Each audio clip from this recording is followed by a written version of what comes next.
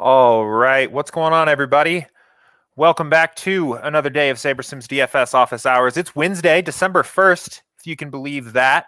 Welcome to the stream, whether you are watching me live here or watching the recording back. Appreciate y'all being here. If this is your first time watching this stream, this is a live open Q&A style show where I answer questions from the SaberSim community and the broader DFS community about DFS, about SaberSim, whatever you guys want to talk about. We get questions in through email, support@sabersim.com. Great way to reach us. We get questions in through our awesome Slack community, the Office Hours channel in Slack. I've got a handful of questions that are sitting in Slack here from this morning, and we get questions in live on the show through YouTube chat. So while we are live here, best two channels to post your question in are the Office Hours channel in Slack and the YouTube chat. I do this show live for a reason. There's a reason. I don't just come on here, record videos for everybody and send them out on their way, right? I want follow-up questions, want clarifying questions, want you guys to be a part of the conversation too. Doesn't need to be necessarily, well, maybe it is only my voice, literally voice, but the best streams we have here are when we've got interesting conversations going on kind of alongside in chat and in the Slack community, hearing from you guys about your thoughts on particular topics and things like that. I apologize that I still have this crazy weird reflection in my glasses. We're just going to have to deal with that for a couple weeks here. I have these cool lenses in these. I actually paid a lot for these that reflect blue light. So they're supposed to be light on your eyes. I spent a ton of time on the computer. So the blue light from the computer is supposed to be reflected and not like absorbed by my eyes.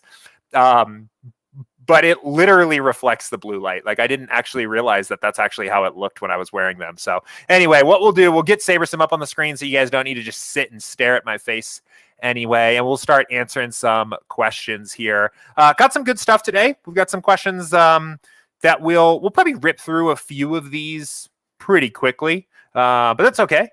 That's all good. If you have questions, go ahead and pop them into the queue now. I answer questions roughly chronological order here, so we'll try to stick to that. But let's go ahead. Let's get it started. 9-game NBA slate on tap tonight. Should be a good one. Lots of people questionable. Feels like the whole league is questionable tonight. So we're going to start here with this question from Daniel. Came in bright and early here on the SaberSim Slack channel, and he said, I was wondering, one, how often are your sims run daily? They run all throughout the day, kind of all the time, but increasingly so as we get closer to lock. So the easiest way to see in Slack is the NBA lineup alerts channel. So you can go to NBA lineup alerts and you'll see every time we run a sim and every time news is coming out, we're plugged into the Underdog NBA Twitter channel and that NBA lineup alerts channel. So you can kind of see, looks like last sims we ran here were at 12:43 p.m. For a bunch of the games today. And there's been news that has come out since then. But middle of the day, we're not super concerned with updating down to the minute. So as we typically in that final hour before lock, we will literally resim games sometimes in the same minute or just a couple minutes after news breaks. So, but for football, things like that, there's sims that run throughout the week. Again, you can see it in NFL lineup alerts. So let's see, it looks like we ran probably our initial sims for this week, or maybe actually it doesn't look like initial, but maybe some of our,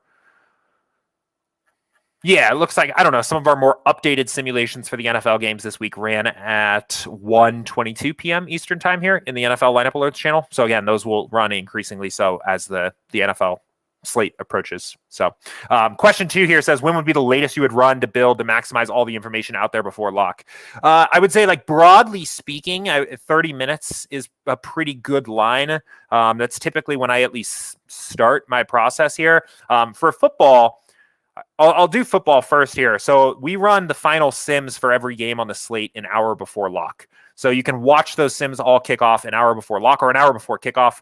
And then once those sims are done, you're basically good to go. For basketball, it's hard because teams put their starting lineups out late and news breaks really late. So what I typically have been doing, I'm going to reset everything here, is one thing that I've been doing is you can see if the lineup is confirmed, if the player has a check mark here. So for basketball, one thing I've been doing, so tonight we have 3 games on at lock, right, is I will kind of make sure by using this filter tool, just click through one by one here and check on each team. And just make sure that they all have check marks. And sometimes, honestly, sometimes you don't even have the luxury of getting to build lineups when all of them do have check marks. A lot of times, especially teams with a lot of injuries, like the Timberwolves tonight, could do all of us DFS players and gamblers a big solid and decide to release their lineup 2 minutes after lock. Like that kind of thing happens sometimes. But I'll typically go through and check and make sure all the games here, the early games, or as many as possible, have that check mark to make sure that they're confirmed. And I typically won't. Wait a minute. Let's get this out of here. Spam in my YouTube chat here. Get blocked, dude. Anyway, I won't wait any longer than 15 minutes before lock. So actually, to be completely honest, what my real process looks like, 30 minutes before lock, I sit down, I start researching, and typically I just do like a first build where I just take totally default settings. I don't even care what I get. I just plug this in and I just get the lineups in 30 minutes before lock. And that lets me know that if something crazy happens, internet goes down, at least I had lineups that were 30 minutes before lock with that information. And then 15 minutes before lock. Otherwise, I'm waiting. If we have all of the starting lineups from the early games confirmed, green check mark, all looks good, I'll start building lineups. I will never wait longer than 15 minutes before lock. If we get to 15 minutes before lock, it's go time. And I am rocking and rolling with what we've got and hope for the best. If I have time to update and the Timberwolves put out a lineup 5 minutes before lock, I don't know why I'm picking on Minnesota today, but maybe I'm forecasting. Did you see? I don't know, for any of you guys that tuned in yesterday, I kept using examples all day, and I know LeBron was questionable, so maybe it was easy pickings. But I kept using examples all day of LeBron getting ruled out, and what does that mean for the Lakers and different things, and how do you? And then sure enough, it happened. I thought that was kind of a funny turn of events. Like I was using it as an example of how that affects Anthony Davis's ceiling percentiles and all kinds of stuff. Thought that was a little funny the way that ended up working out. But anyway, so that's yeah, I would say for NBA, for all sports, really 30 minutes before lock-ish. But for NBA, getting the most up-to-date news, getting starting lineups as they're coming out right against lock can be pretty important. So, and then number 3, how much can overthinking ruin your lineups? Well, I mean, that's kind of a broad question. This is bit of a trickier one to answer, because there's trying to think about the right way to answer this. I think sometimes people have this sense that on a given slate, they sit down and they're doing their research, and maybe you're deciding, between, do you want your highest owned, let's just, for example, your highest exposed player to be Jokic or Giannis. And you're going back and forth, and you've been going back and forth all day, and you end up going with Giannis, and Jokic scores 75. And I think a lot of times people, the next day they wake up and they're like, man, I really overthought that one. Jokic was projected higher, and I was wrong. And in reality, on that like one slate size sample, it was probably just, it doesn't necessarily mean process wise you were wrong on that play, right? And in fact, that's actually a really difficult. That's actually really probably a poor way to judge whether or not you're doing the right thing.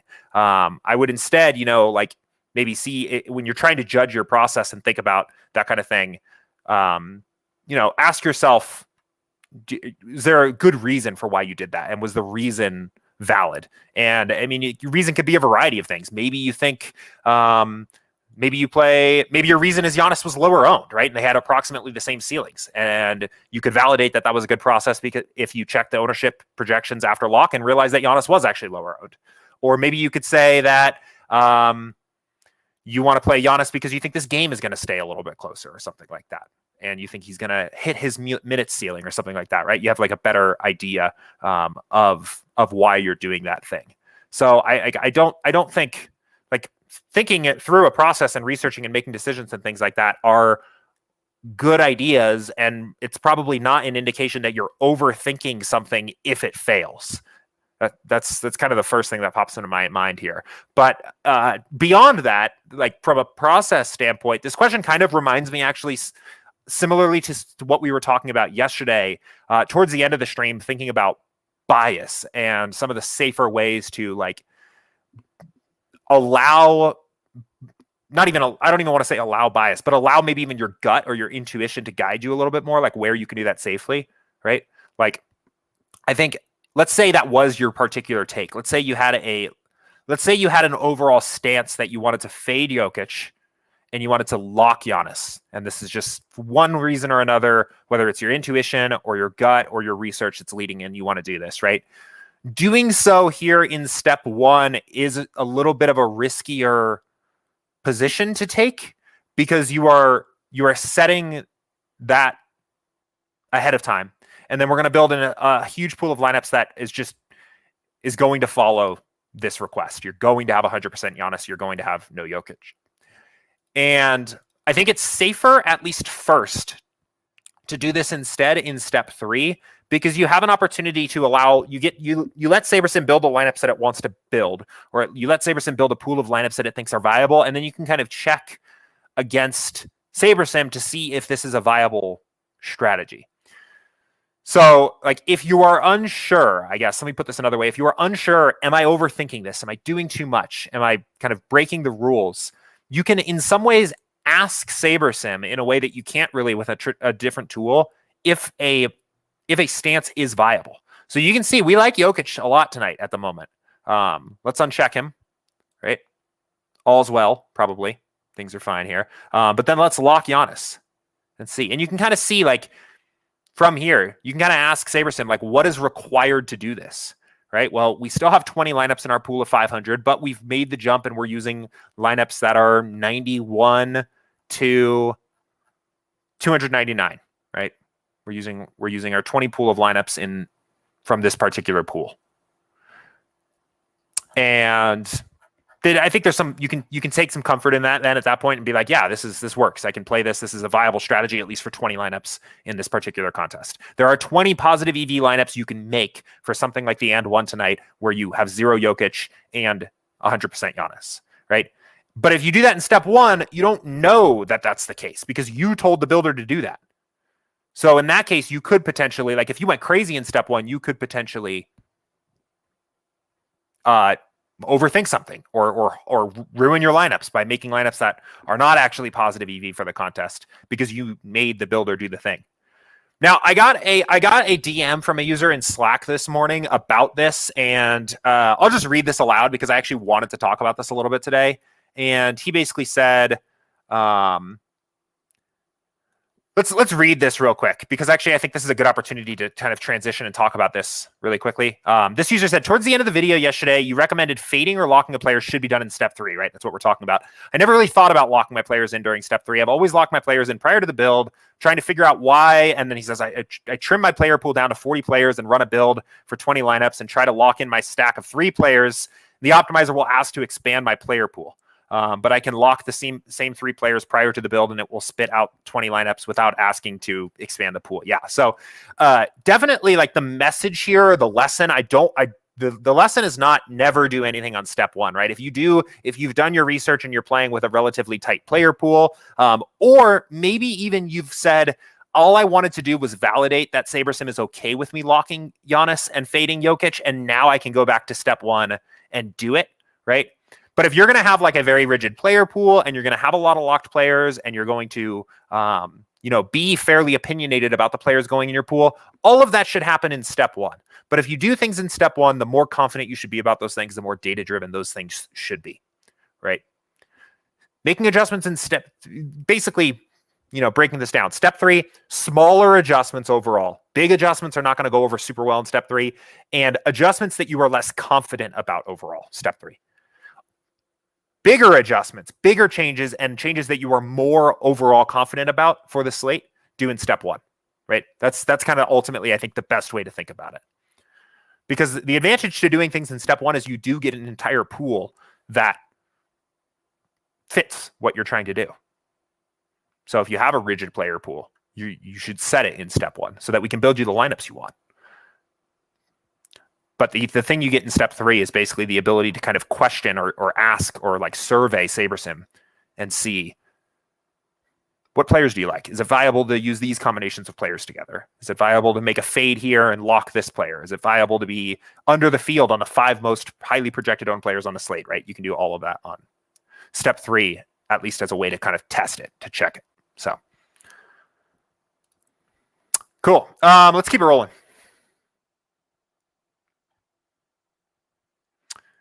Question from Terrell here about pool size. He says, if I typically play between 50 and 80 lineups in 20 max contests, should I keep the lineup pool size at 500 or increase it? If I increase it, what's a good number to increase it to? Yeah, we had a very similar question yesterday. 500 is fine for 50 to 80. Yeah, so like this is very similar to what I'd be playing on an average slate. So let's say you're playing 80, right? That's totally fine. The maximum here that you can put it to is 1500. And the advantage that you get, there's really two advantages you get to increasing it to 1500. One, you have a very slightly higher percent chance of us making a better lineup for you overall, right? If you tell the builder, build 500 and then give me the best 80, and then say, now build me 1500 and give me the best 80, it's possible that there's going to be lineups that are objectively a little bit better in your bigger pool now because you built a bigger pool of lineups to begin with. You also end up with a pool that's a lot more flexible to changes to exposures in step 3. So if you make a lot of adjustments to exposures, it might make more sense to build it on 1500. The only downside really to increasing your pool size to 1500, pretty much the only one, is that it's going to take a little bit longer to do it. So if you're short on time, or if you know you're not going to be making any exposure changes at all, or like you may not need 1500 lineups. But in general, 50 to 80 lineups, very similar to what I'm playing on an average night. I think you're totally fine at 500. I typically leave at 500. The only sport that, well, not the only sport, the main sport that is in season right now that I'm typically increasing this all the way to 1500 always is football, because that's one that I am more likely to increase to change exposures quite a bit. And you have a lot more time before lock. So I'm less concerned about a build completing before lock, but yeah.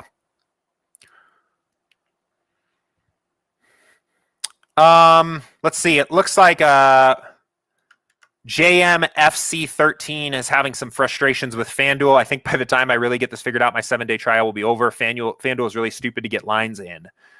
Said wanted to do a 20 entry nickel entry on FanDuel and couldn't get it done. Very frustrating. DraftKings is a bit easier. I agree. We have some tutorials. I'll shoot you a tutorial walkthrough on the FanDuel side that might help show you how to do it all. But yeah, FanDuel's not my favorite, and mostly in terms of that infrastructure. It's just a really big pain to like upload and edit your CSVs and things like that on FanDuel.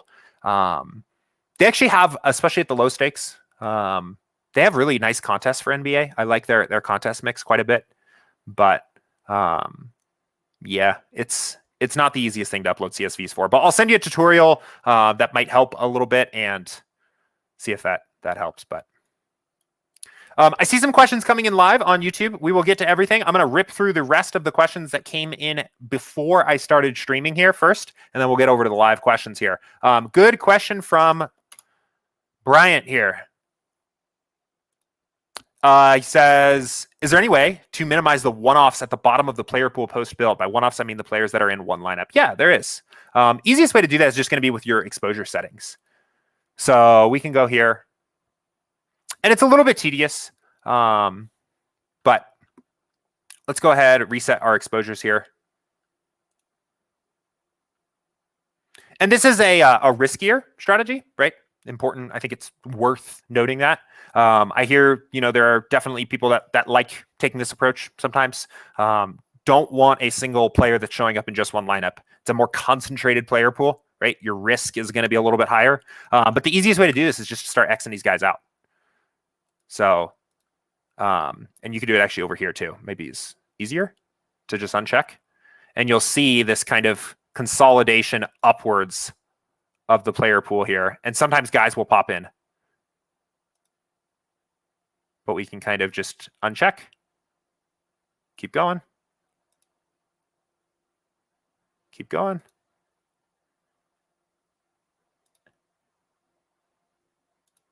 And it takes a little while. Some iteration required here because there's a lot of different diverse lineups in your pool, but looks like we were able to do it there. So now we have 20 lineups, but you can see what we are left with is 20 lineups with a player pool of 16 players. So you can kind of see the effect of condensing your player pool in this way. But every player is at least used in 2 lineups. So that's the easiest way to do that. Yeah, we'll leave that one there.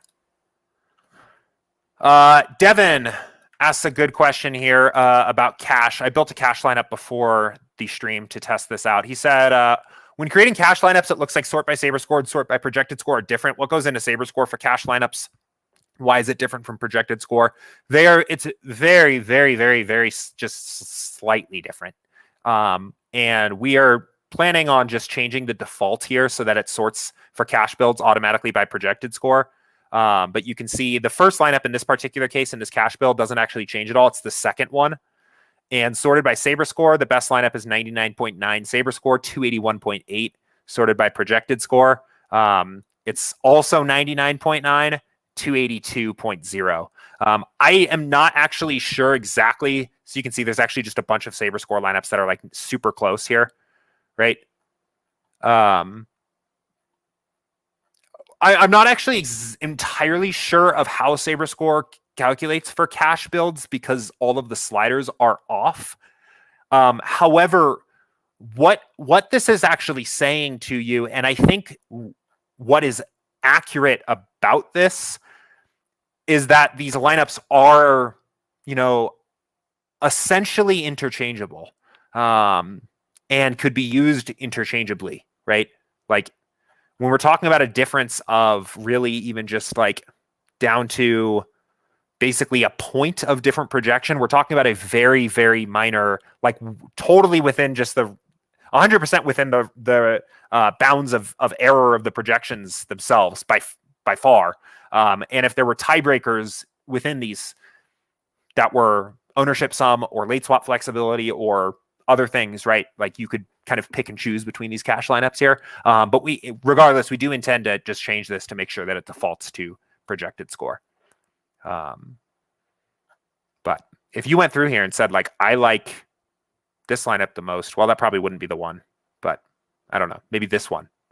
Is it fine to play that? Like, of course it is. Talking about a difference of 0.6 of a projection. So anyway. Let's see. So Ryan says, quick question. If I want to target a few games in NBA with the highest total scores, how can I get them into my builds more? There's a lot of different ways to do that, actually. I would say, here's how I would start. I would start with a test build. And let's go ahead and maybe pick a few games that have those high totals tonight. So maybe we like the Hawks and Pacers. Bucks and Charlotte seems like a relatively high total. Yeah. So let's maybe just pick those two, right? We're kind of like spotlighting those two, some higher total games. So the first thing you can do here is just run a build that fits the contest you're playing. So we'll just run this real quick. We'll start with a fresh build here and check on the individual exposures of players playing in those games and increase them accordingly. Or check on the exposures of your team stacks or even game stacks of players playing in those games and adjust them accordingly. So I'll show you how we can do that. So maybe we start with game stacks, right? Well, we actually don't have any game stacks. It's a big slate, but let's start with the players. So maybe what we can do is we can spotlight a few particular players playing in these games and make sure we're getting some exposure to them. So we can sort by team here and scroll down and like, let's make sure that we are getting some exposure to Charlotte players, right? If we think this game is going to go off, maybe we want to at least be double the field on ball. So we can do that. We can set a min exposure there. Right, you could continue to go forward and do more of these guys on these teams, but we have some other exposure to other pieces in this game. Let's look at, we missed Atlanta, right? So maybe we want some Atlanta exposure too. We've got a little bit already, but maybe same deal with Trae Young, right? We want to get some exposure to Trae Young here. Let's go get some like Giannis and Sabonis exposure, right? I'm just picking the studs in this particular case. But this would be a really easy way to do this. And I'm just going to search for these guys instead. Let's say we at least want 20% Giannis. At least we're even with the field, right? And let's go ahead and click Sabonis. And pretty low owned play, but let's get some exposure there too. So now we're getting some exposure to some of those plays, right? We're feeling good about that. We have leverage. We have positive leverage on most of these guys. Maybe let's make sure we have positive leverage on Giannis too. So we have positive leverage on like the 3 studs or the 4 studs playing in these games. And you can see that's actually also brought down some of our exposure to guys like Jokic and some of these other guys. If you wanted to stack these games, you can do that as well. And you see we've kind of had the effect of doing this already by adding some exposure here. But maybe we say we want 20% exposure to game stacks, right? Lineups that have at least multiple players from this game. And maybe this game's a little bit of a lower total, but maybe we want some Atlanta and Indy stacks as well, right? So now we're getting a little bit closer. Let's see what some of these lineups look like. So yeah, getting some like kind of cool looking lineups here now, right? Game stack opportunity of this particular game. Now these correlations between players on the average in general are a little bit lower, but I think there's definitely an argument to be made that at the ceiling projection, at least for these players, that there's a reason to stack them together. So that's probably the easiest way to do it, would just be doing it in step 3. If you weren't able to do that, maybe you were, sometimes if you make too many adjustments in step 3, there won't be enough lineups in the pool to get there. If you were getting that, right, if you were running into an issue where you were seeing a message that you had to build more lineups, there's a couple other options. You could do the exact same thing we just did, but do it at step 1 here instead. So say, build me a pool, but make sure you have 20% Trae Young to start with, right? And so on. You could also increase the team totals for these games, right? Like, I'm going to bump this up. Let's actually do 115. 115, right? I want SaberSim to really like this game the way I like this game. 118, right? 24. These are my games, right? And making these adjustments to the team totals is going to bump these guys a fair bit, even a point projection boost is no joke. You could take them higher from there as well.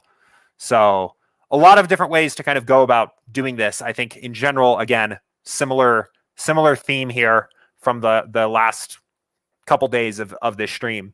I think it's a little safer to do it on step 3 to start with.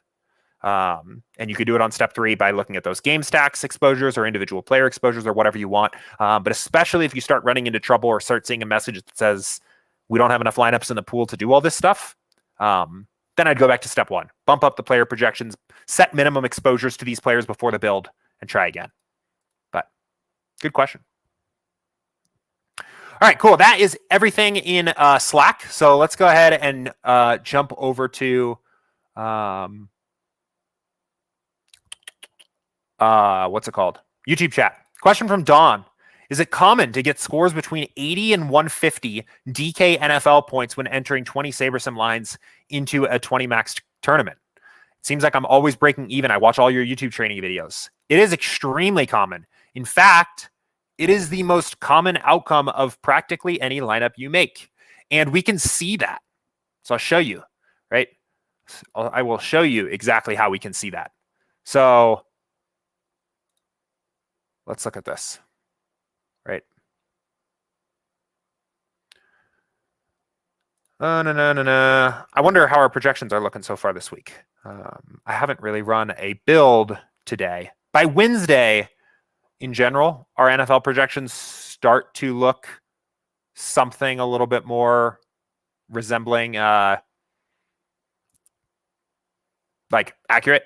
You can actually start to do NFL builds that, like, yesterday we did an NFL build because someone asked a question and we had the 100% Taylor Heineke stacks, and that's probably not what we're going to get today. By Wednesday, typically the projections start to be somewhat usable, but maybe we will still get a lot of Heineke. Who knows?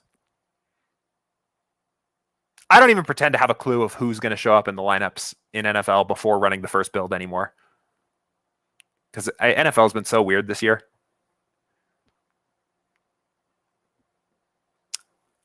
Okay. Yeah, no, not so much Heineke, though. Who do we have? Stafford, Tua, Carson. Okay, anyway. So, I mean, first of all, right, like the biggest key here, the biggest indication right off the bat is going to be your projected score, right? This projected score is the average outcome of every player in the lineup. And we can flip this over to median, right? This is the 50th percentile outcome. So this is the outcome that basically it's the middle outcome, right? The lineup is only going to score this 50% of the time. It's only even going to hit this point 50% of the time. And you'll actually see when we adjust the percentile to the 50th percentile, all of the player projections go down from the average. And that is because of the way NFL players' ranges of outcomes look. Let's pick somebody like Van Jefferson, right? Van Jefferson is projected for 12 points on average. That means his average, if you take every game simulation, is 12 points. But 12 points is somewhere right about here. And we can look and see just how many outcomes he fails to hit 12%, right? Let's pick Dallas Goedert, 13.8, right? 13.8 is like what, right here? All of these outcomes take place under 13.8, right? Zach Pascal, 6.7, right? 6.7, maybe like right here. All of these outcomes take place less than that. So NFL players' medians are generally lower than their means. And that means, the average score of a lineup, the score that a lineup hits in 50% of simulations or rolls of the dice or however you want to think about it, right? When you set this to 50 is like 138. So you can go and look and literally look through, say these were your 20 lineups, right? Like SaberSim is literally saying that it's not even the most common outcome. It's the outcome that will happen the lineup will hit this score 50% of the time. And all of your ceiling outcomes are kind of from there. All of your ceiling outcomes are in that top 50th percentile, right? And because of the way that these ranges of outcomes look like for most NFL players, you can see there's kind of like this early spike. The most common percentage of sims is like typically around this mean, and then there's a big tail of ceilings, right? And then a lot of outcomes under the mean, right? It's the most common outcomes for your lineups in general are going to be below the geometric mean, the arithmetic mean, which is what shows up when you see projected score. So it's totally to be expected. It is absolutely to be expected, which is why, we want to, this is another way of kind of thinking about the variance of the game, right? A top 1% outcome, your lineup finishing in the top 1% of the contest you played it in, is a rare occurrence. It's something that we would expect at a baseline to happen 1% of the time. If you're better than the average player, it's going to happen more than that. If you're worse, it's going to happen less than that, but 1% of the time, right? So if you play 100 lineups on a DraftKings NFL slate, your expectation is probably around, on average, 1, maybe 2 lineups getting in there in that top 1%. And even there, the top 1% might not even pay you out that great, depending on how big the contest is. And depending on where in the top 1% you end up falling. So do not lose hope if you are entering lineups and you're finding that your lineups are generally for NFL landing between 80 and 150 points. That means your lineups are doing, frankly, what you've asked them to and what SaberSim has told you to expect of them. Keep playing, use strong bankroll management and contest selection principles to weather the storms, and make sure that you're building lineups that are built for upside. Lineups that are built for upside are lineups that are correlated and fade some ownership and take into account player variance and things like that. And if you're using SaberSim, you are probably doing all those things already. But long story short, am I doing something wrong because my lineups are ending up between 80 and 150 points in general? No, that is literally what they are expected to do on the average. So really good question there, though. Nancy Drew guy, is there any new SaberSim feature or big news that you can announce? I don't think so. We're always working. I mentioned yesterday on stream that I don't have an announcement to make. I wish I did. What we are working on behind the scenes right now is some improvements to the entry editor and late swap to just make that a more powerful tool. There's a lot of questions a lot of feature requests surrounding both the entry editor and late swap that I've been talking about a bunch on and off the last couple weeks. So we are working on that. I don't have no big splash announcement or anything to announce here today, unfortunately, but I kind of like that question. But question from the Goon. Oh, I already answered this one. The goon must be Ryan. So, cool. Answered that question already. Okay, let's keep it going. Joseph, thank you for waiting. Thank you for being patient. Is it safe to say that playing these high upside lineups over and over again, eventually you will get a hit, big prize like top 5 plus? I feel like I've been treading water. Yeah, very fitting question for me to have just answered the one prior to it. But yes, this is the right kind of like thinking about it, right? It's all about, I think, managing expectations and understanding, what are just the probabilities of certain events taking place is important. Let's just go bum around the lobby for a minute and talk about like what this can look like, right? So again, it really all comes around those top 1% lineups. That kind of ends up making or breaking everything for you.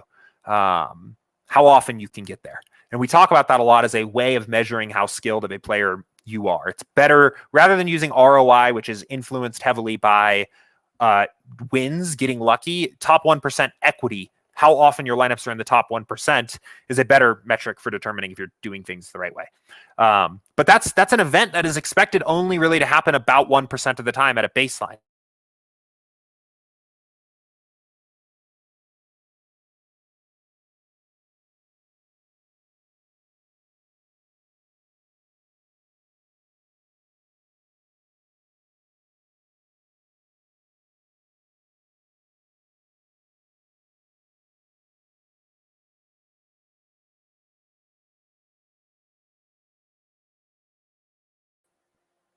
All right.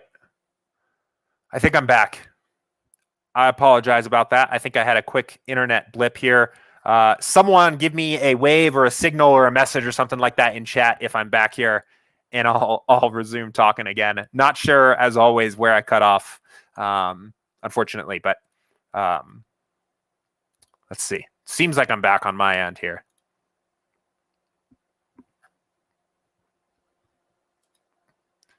It certainly all looks good. I'm going to keep talking, but give me a message if you can hear me. Anyway, right? So your baseline, your top 1% outcome, right? That's going to happen about 1% of the time. If you're a good player, you probably are going to do that 1.3 to 2% of the time. You're going to have a lineup in the top 1%, right? But that's something that's only happening 2% of the time. So if you play 50 lineups tonight, I have 47 lineups. And this is only on the average. This isn't even something you can rely on every slate. But on average, I'm going to play 50 lineups tonight. Over the long term, if I play 50 lineups every single night of the season, on average, I'm basically hoping that like one lands in the top 1%. But even then, right? Even then, the top 1% of this contest, for example, which isn't the one I'm playing, 31,000 is, let's see how many entries. Please don't laugh at me. I get flustered on stream and I can't do math. Is the top 310th place, right? So I'm basically, if I played 50 entries in here, I would hope on average that I would land one in the top 310th place, right? 310th is like a $50 payoff if you're on the wrong side of that, right? It's a 3x on your $15 you played here. You might not even have noticed you did that. So yeah, you're from there, you're basically counting on variance and like sometimes just luck for that lineup that lands in the top 1% to finish first overall. I think in general, what I have heard said often, and I think I am likely to agree with, is that you have ultimately really no control over your lineup's placement in the top 0.1%. So in this particular contest, whoever finishes 31st and whoever finishes first, like that is almost just a random sort. Somebody gets lucky and bigs, which is why people don't like top heavy payout structures, and sharp players often don't like top heavy payout structures because they know this, right? But even still, like it's a rare probability event to place in the top 10, 5, bink a contest, right? That happens rarely. And like we can even just kind of suss that out mathematically thinking about these things. But the reason a game is profitable is because if you are putting more entries into a contest, right, or the top 1%, if you're putting more entries in the top 1% than everybody else, you have an advantage. Like, what if I told you that I was going to run a 310 person GPP tonight, and I was going to let you have 2 entries, and for everybody else, it's a single entry, right? Over time, you would probably want to play that contest over time, right? You just have more equity in the contest, assuming that you have some sense of how to build good lineups and you're like skilled at the game anyway. You would absolutely take me up on that offer. That's essentially what's happening in the top 1% of every tournament you play in if you're a profitable player over the long term. Everybody else only gets one entry, but I get to have two, is an approximation of what's happening there. So you get there over the long term. You can be profitable over a long term, but it takes a lot of time. Now it doesn't have to take a lot of time. You can get really lucky. You can run good and get lucky, right? But on the average, for the average person, it's going to take some time to realize your edge. So, but yeah, good question though.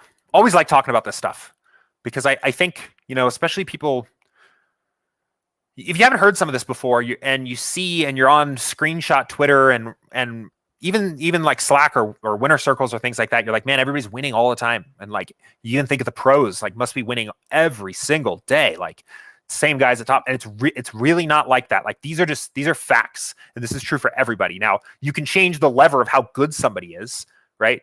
But you can't change the actual probabilities of certain events taking place. And it's hard to win. You need time, you need data, you need sample, and you need to give yourself the opportunity to realize that edge. So anyway, let's keep it rolling. Another question from Joseph. Any advice identifying low salary / low owned plays that may pop? Maybe a player that indicates he may perform closer to the 75th, 85th percentile.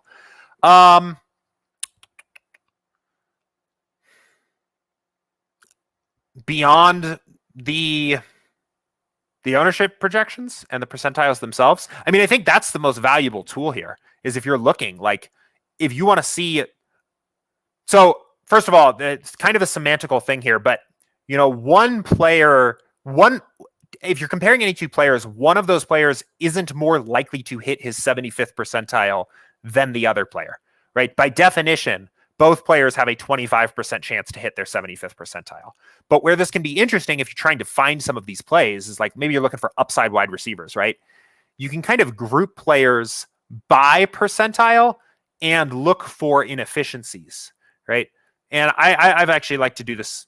I've done this quite a bit before here, especially thinking about like, kind of groups of percentiles together, and look for the inefficiency, right? And a lot of times it jumps out to you, right? So like basically, let's do 75th or let's do 95th because 99th is a lot, but let's do 95th, right? And we can look for kind of groupings of percentiles and look for the inefficiency in the salary and the ownership. And if there's a grouping of percentiles where the salary or the ownership doesn't match, right? You've got something that's kind of jumping off the page. I mean, immediately Jamar Chase kind of jumps off right now from a salary standpoint, right? Like one of the top overall 85th percentile wide receivers on the slate, but you're getting this huge pricing discrepancy on him.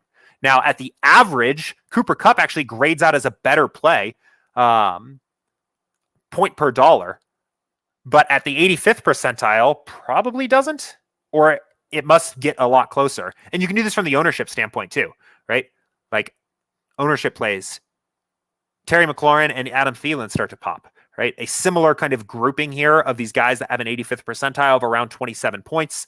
You're paying a little bit more for them, but in this case, you're paying a little bit more for them compared to somebody like Godwin or even Pittman. But in this case, you are winning back a ton of ownership on that. So, I mean, that's like a very easy way, I think, to kind of visually start to see this. Some of this is, a lot of this is already taken into account when you build lineups, at least in some capacity, right? These are kind of this is basically the decision matrix that the builder is going through when it builds lineups. Rather than picking the 85th percentile, it randomly samples game simulations, uses the projections that those players scored in those particular game sims, and then based on where your ownership fade slider is set, compares players, right? Maybe you pull a set of game simulations where, just for example, Marquise Brown and Cooper Kupp score the same amount of points. And the builder thinks, well, I can play Marquise Brown at 5.6% ownership for 6,500 and Cooper Kupp at 9,000 at 20% ownership. So use Marquise Brown in this lineup. That's what the builder is basically doing. And I know it's a little bit behind somewhat of a black box there on the individual lineup or sim level, but that's what's happening here. If you want to kind of expand on this, or if you want to kind of increase this, there's a lot of ways to do this. My research build process, which I have talked about pretty much to death on these streams. If you want a deep dive into that process, here's what I would do. I would go to our YouTube channel and watch my video of me breaking down a full NFL build. I'll show you where that is in just a second here. Okay, so on the SaberSim YouTube channel, under the NFL course, the last lesson in the course, so to speak, is me walking through my NFL process. And I break down like a research build here of how one way that I like to identify ownership inefficiencies a little bit beyond just using the ownership fade slider on SaberSim. But another way you can do this is to actually force the builder to consider these percentiles, right? So you can actually say, like, treat every player as if they hit their 85th percentile outcome. And because player projections condense at the ceiling, right? This is pretty consistent trend across basically any sport. Projection and salary inefficiencies at the average are more exaggerated than they are at the ceiling. The effect of changing your percentiles up to one of these higher ceiling values is you are going to get lower owned plays showing up in your lineups more. So I think, like, kind of in summary here, you can do some of this thinking just by yourself, really, like in your research process on step one, looking at the percentiles versus salary, and ownership, but a lot of that data is a lot to process. It's a lot for kind of a human to think through on an entire slate. The builder does a lot of this for you, and if you want to kind of add a little bit more value there, I think experimenting with changing these percentiles here is a way to do that. That leads me into a question here from Daniel. Before selecting a lineup, should you change the percentile? So we've been talking about percentiles a little bit here, and by answering that last question, kind of talked about this a little bit here. I've talked about this particular thing quite a bit in the last few days. I think there have been so many questions about percentiles that I think I'm going to try to put a video out on the topic so that we have kind of like a resource that you can go to and, you know, see like a detailed breakdown of percentiles. In the meantime, the short answer is that, like, no, you don't need to. Or if you ask me, should I do this? Do I have to do this? I would say no. What it is it's ultimately a tool to squeeze a little bit more upside out of your lineups at the expense of average performance, right? Like, literally what's happening here is here's at the average, right? We're saying, here's what all these players score on average, build the best lineups around those. And when you change this to something like 85th, right, you're almost saying throw out all the outcomes under the 85th percentile ceiling outcome. I don't even care about them because those outcomes ultimately don't make me profitable, and now build the best lineups around the 85th percentile outcome, right? So you're going to get lineups that have a little bit higher upside and probably have a little bit lower ownership. And you might say, Jordan, that sounds great. Why would you tell me I shouldn't do this? And the answer is, one, because, well, there's actually a couple answers. One, you are throwing away some equity in your everything under your 85th percentile outcome, right? Like, you could have a lineup that on a whole at a 70th percentile outcome, and that wins you back probably some of your money on that particular slate. When you play like this, shooting for 85th percentile, and the higher your percentile goes, the more risky you are throwing away some equity in lower percentile outcomes that could still be profitable for you potentially, and shooting for these higher upside percentile outcomes. The second reason why I in general say that, like, you don't need to do this is because lineups that win don't actually win this way very often, right? This lineup that scores 228.9, which is probably enough to take down big tournaments on Sunday, often doesn't win by way of every single player on the lineup scoring its 85th percentile outcome, right? You are probably going to have players that score their 99th percentile outcome and players that score their 55th percentile outcome, and maybe even some players that score their 45th percentile outcome, right? You're going to have some like diversity and variety in your lineups. And that is expressed naturally with the sim variance slider. So the sim variance slider, what it does is the higher this value is, the smaller the random bucket of game simulations we use to determine the projections for each player when we build every single individual lineup. So you're naturally pulling in ranges of outcomes and upside and like diversity in that way into your lineups at the rate at which those outcomes actually happen. And it's a better alternative to using percentiles. There's still purpose here for these percentiles, right? They're going to increase your upside at the expense of average performance, but you do not need to use them. So anyway, there have been a ton of questions about percentiles recently, and I can see why. It definitely sitting up here kind of has that look of like, do something with this, right? It's kind of begging you to change it. So I think one of our next videos I want to do on percentiles. So we have like videos in our help documentation about percentiles. But I think doing like a deep dive or a little bit more of a detailed video would be helpful. So see about getting one of those out. But Neil says, when late swapping in NFL, do you recommend lowering the ownership fade and sim variance sliders, or only when there is big news? I would say probably only something I would really want to do when there is big news. I think the other situation you could justify doing it is if you're doing really well, right? Like, especially if you're doing exceedingly well. Like if you are in position to maybe like take contests down, or you have multiple lineups top 1%, right? It can make sense to turn down some of your variance, turn down some of your ownership fade, and swap those lineups into players where you're just getting some of the best plays at that point, because you've kind of achieved the ceiling outcome. You've probably had some lower owned plays go off. I think that can be the other situation to do it. But yeah, those are probably the two reasons that I would lower those sliders. So if there's no news at all, right, there are sometimes situations where you don't need to swap either, right? Like if you're kind of plugged into the news and nothing really has happened, there are no surprises, you don't always necessarily have to late swap.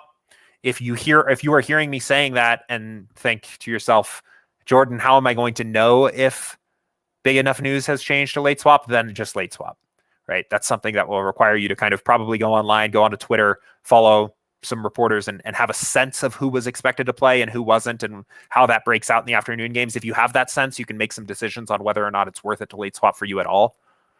If you don't, then late swap, because it'd be worse to assume you didn't need to and need to than swap when you didn't need to. So